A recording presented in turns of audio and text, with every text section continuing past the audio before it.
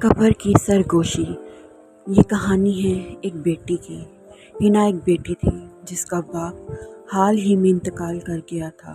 وہ اپنے باپ سے بہت محبت کرتی تھی اور اپنے باپ کے مرنے کے بعد اس کی یادوں میں اکثر قبرستان چلی جایا کرتی تھی۔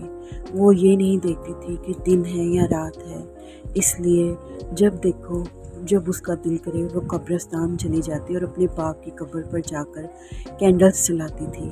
اس رات بھی وہ کینڈلز لے کر قبرستان پہنچی۔ ہوا میں عجیب سی سردی اور خاموشی تھی۔ اس نے اپنے باپ کی قبر پر کینڈلز جلائیں اور باقی بچی ہوئی کینڈلز اس نے ساتھ والی پرانی قبر پر لگا دیں تاکہ اندھیرا نہ لگے۔ وہ قبر بہت پرانی تھی جس پر نام بھی مٹ چکا تھا، لیکن جیسے ہی کینڈلز جلیں ہنا کو ایسا لگا جیسے وہاں کوئی سایہ حرکت کیا ہو۔ گھر آ کر جب وہ اپنے کمرے میں بیٹھی تو اچانک کھڑکی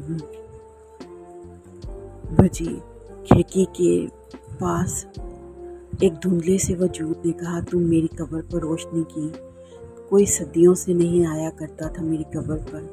ہنا کا دل زور زور سے دھڑکنے لگا۔ وجود میں آہستہ آہستہ جذبات ظاہر شروع کر دیے۔ کبھی وہ اس کے خوابوں میں آتا اور کبھی خیالوں میں۔ تم نے میرا اندھیرا ختم کیا، اب میں تمہیں کبھی تنہا نہیں چھوڑوں گا۔ ہنا سمجھ نہیں پا رہی تھی یہ کیا میرے ساتھ ہو رہا ہے۔ دن بدن وہ اسی کشمکش میں، بے حد انتہا اسی سوچ میں اپنے باپ کی قبر پر ایک دن دوبارہ گئی تو ساتھ والی قبر پر خود بخود کینڈلز جل پڑی۔ سایہ بولا، تم میری روشنی ہو، تم مجھے یاد کیا، اب میں تمہارا ہوں۔ ہنا خوف کے مارے عجیب و غریب کشمکش